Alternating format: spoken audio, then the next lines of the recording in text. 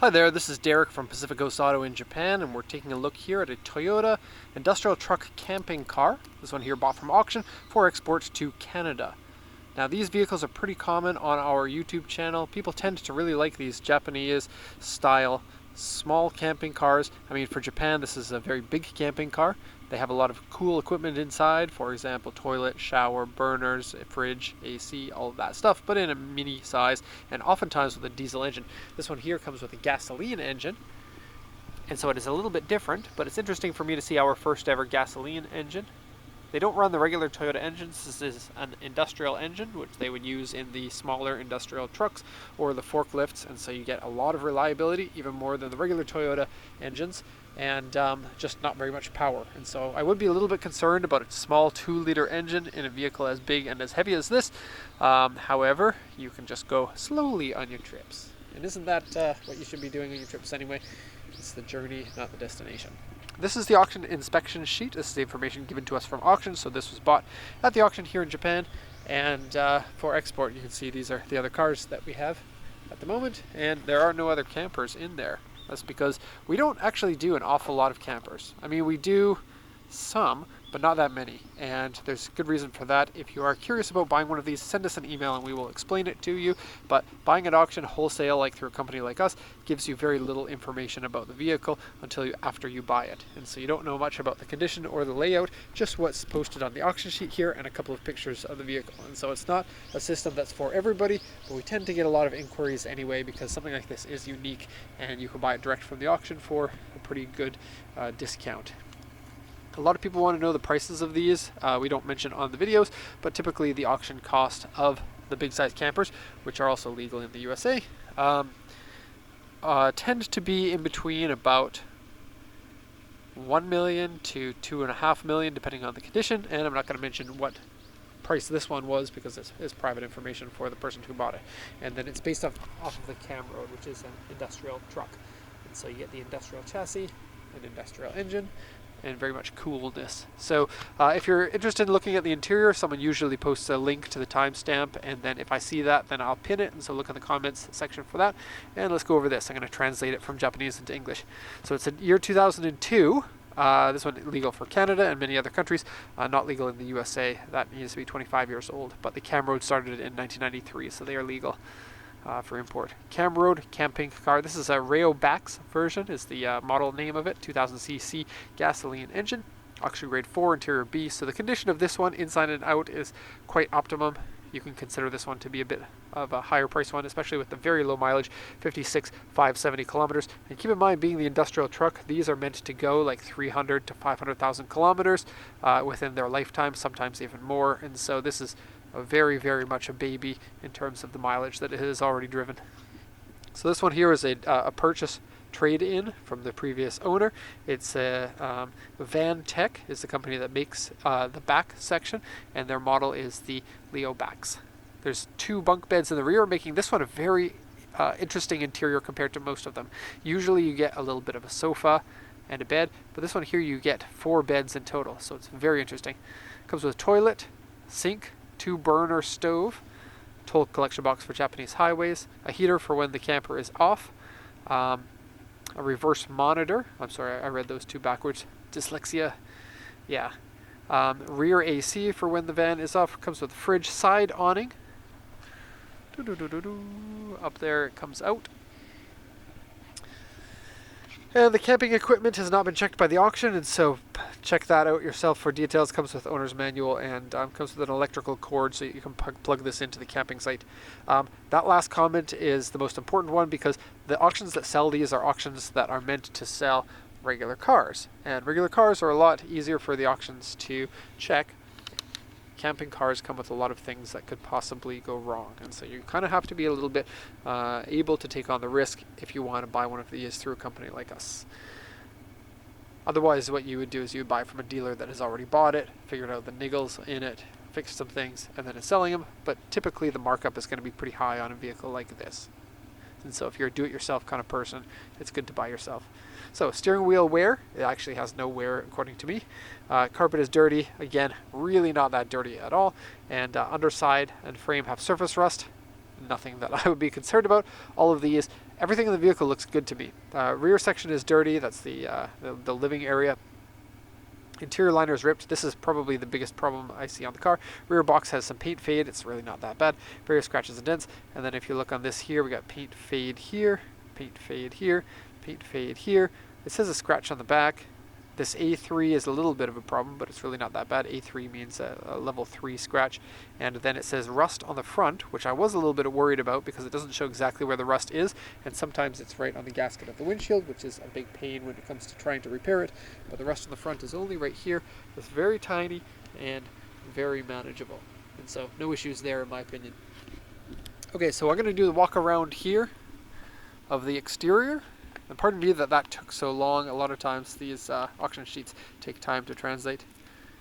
And so the engine is underneath where you sit, but with the gasoline engine, and this is something I hadn't seen before, so I was a bit surprised. The gasoline engine is very smooth and very comfortable. The diesels, they're vibraty, which doesn't bother me, but if you want the smooth, you go with the gasoline. You'll get better fuel economy out of the diesels, and the diesel ones are typically 3 liters or 3.2 liter diesels and a 2.8 liter diesel. Gasoline I've only ever seen, I think, in the 2 liter, but I know Toyota makes a 2.2 liter industrial engine as well. Back ladder there to a roof that you can stand on. It has railings up there. You can kind of see. It is a big vehicle, so we get trees in the way. Sorry about that. Windows are reasonable. There's a number of them. They're not super large compared to other campers, but they are windows, and all the gaskets on the windows are in good shape, and so that's a big plus. It doesn't have a front-facing window in the upstairs, but I find that a lot of times those windows tend to either get cracked or have gasket problems. I don't know why. And then I actually drove one of these thanks to a friend of mine whom I exported one of these to. And he lent me one for my Canada trip, and I stayed in one. So I have personal experience with it. And boy, do you ever get a lot of people giving you thumbs up and looking at it and talking about it and wanting to know more information about a vehicle like this, because it is very unique and very different from your typical camping vehicle, because it's actually pretty narrow compared to most of the camping cars, and it's quite short, but it's tall. You can stand up easily inside, and you get a reasonable amount of space inside, and you get excellent fuel economy compared to the larger size camping cars. Okay, so problems. We got peeling on the Leo sticker up here. See how it's kind of coming apart. Okay, we have yellowed headlights. Typical of most vehicles of this age. This step here comes out. Wow, that was easier than I thought. And then it has a bunch of boxes, and I tried to open them, but it looked like there may be a missing key. You can get a key company to cut you a key by reading the pins in here. We've actually had to do that before. And so you can do that for fairly cheaply. Here in Japan, it's about $200 to do that. Reverse camera. I'm not going to try climbing up one-handed. And issues. The A2 on the back, you can see scratch right there. And then the A3 around here looks like somebody. So you have to be careful because the rear tires are so far away from the end. If you were to take a right turn here, this end would come out a little bit. So that's likely what happened here, and it has caused this piece to come unglued. Okay, underside is good. Give a quick little peek here. And that there is a good representation of what surface rust is. No structural damage, it just needs to be undercoated. And in Canada, you're going to want to undercoat a car like this anyway. I think this is storage, but I couldn't open it. And then some of them are going to be like for your gas tanks. And I could open the one over here, which has your toilet gray water. So when you want to take the toilet out, you slide this out, and then you dump your poo-poos out, and then you slide it back in. And then there's a chemical that you add in there. Duracell. Huh. Yeah. Okay, and exterior power outlet here. Before I go into the back, which is kind of the meat and potatoes of a review like this, so feel free to skip ahead. I'm going to show you the front section here. So power windows, and huge windows. They're absolutely giant. and so it gives you excellent visibility. And these mirrors here are convex, and so it gives you a good view of everything around you, including all the way down the sides here. So it makes it relatively easier to drive than your typical camping car. Very truck-like in here. So this is an 8-seater. Comes with seat belts for 8 people, including 1, 2, 3, and the rest of them are all in the back. I'll show you those when we get to there. This one here is your cup holders, and then flips up. All of this area here is industrial truck. Nothing is camping car style in here. Sometimes these campers will have something that is camping car style, some sort of change or difference, but not this one.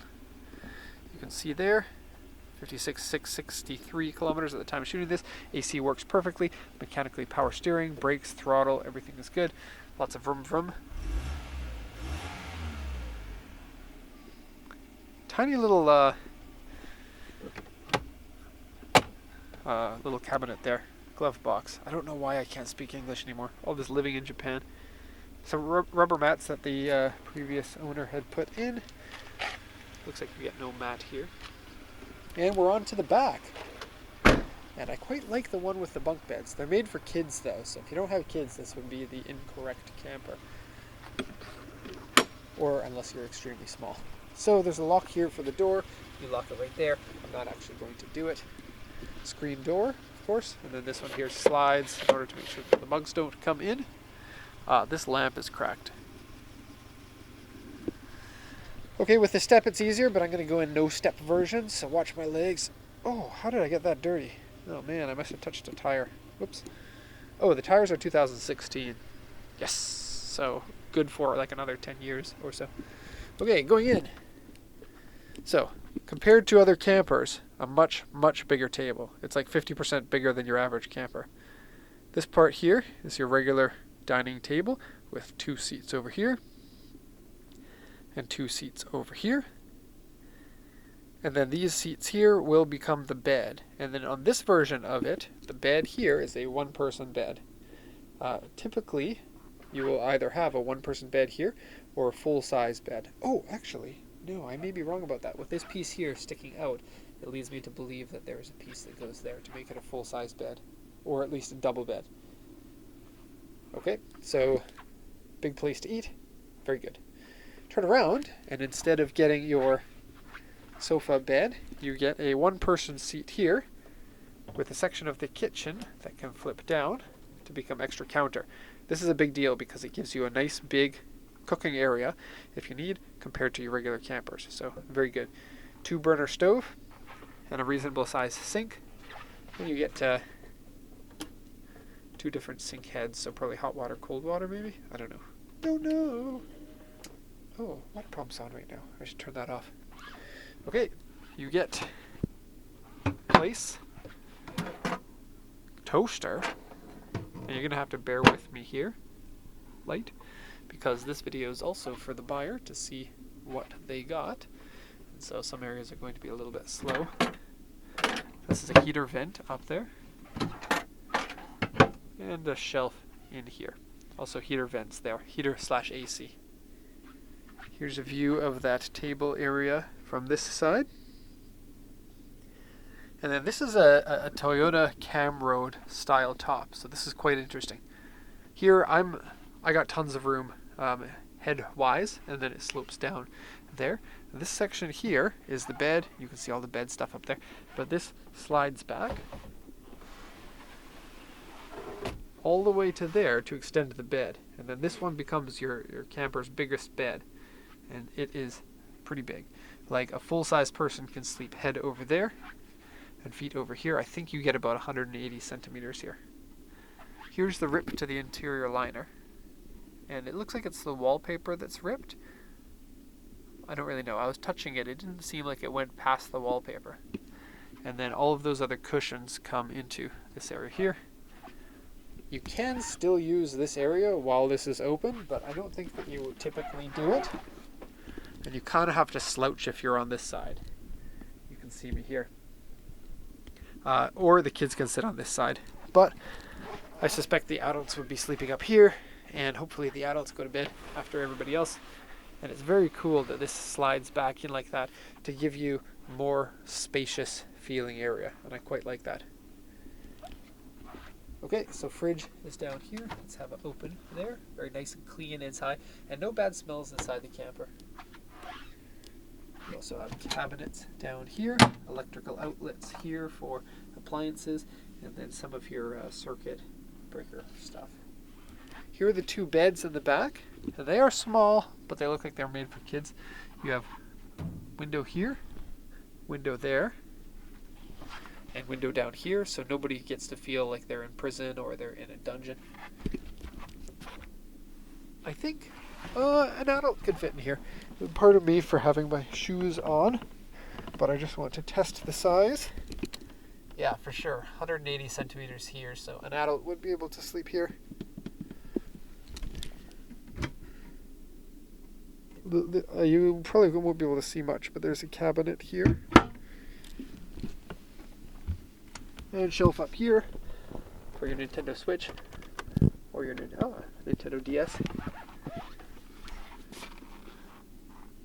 There's a microwave oven. I don't think the vehicle would be able to ship with it, but it's an old one that looks like it's time to replace it anyway. I think there's storage underneath here. And then toilet and shower. So toilet here, and then the whole room is waterproof, so it also doubles as your shower. Just don't get the toilet paper wet, or it's not going to be fun to wipe. Let's turn on the light. There we go. And then Thetford cassette toilet. And you have a skylight here that you can open up during shower time. One more here with a fan on this one. Okay, and the table, of course, can be removed. It's a clip-on style over there. And while you're sitting down here, you have seat belts. You have 1, 2, 3, 4, 5 seat belts in the back, plus the 3 up front make a total of 8. Very cool to be sitting in these seats while you're driving and having the seat belts on, especially for kids to go on a camping trip. This one here looks like your AC and heater controls. Cabinet section here, and then one of the cushions would go here as well to be part of your bed. These usually slide out. There we go.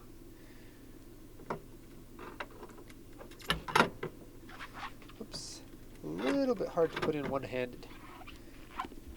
And I thought that might be a storage box, but it's not. It appears to be nothing. Okay, so you can go from the back section into that area quite easily compared to your average camping car. It is a little bit blocked off here, but usually this bed will come out more, making it more difficult to hop in. So that's very cool. And then you get a curtain railing. Oh, do you?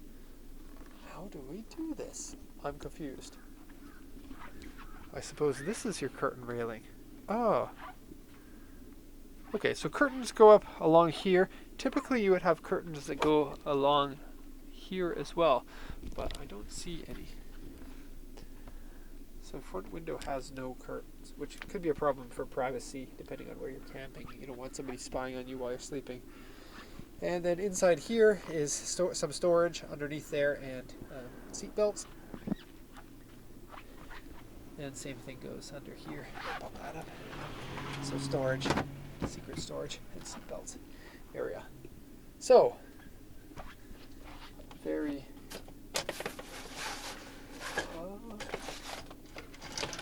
up. There we go. That's nicer. Excuse me. And then a range here for when you're cooking, the smoke and the steam comes up. I quite like these lightings. I'm gonna. Okay, that's easy. I don't know where the light switch is. That looks like the main power switch. But I want to see what it looks like with all the lights on. But I don't know where the light switch is. What a review, Derek. You don't know where the light switch is. You're an idiot. That one looks important. Or maybe not. I don't know. All right, well, I'm going to give up on the light switch, but it looks like there's a lot of very cool looking LED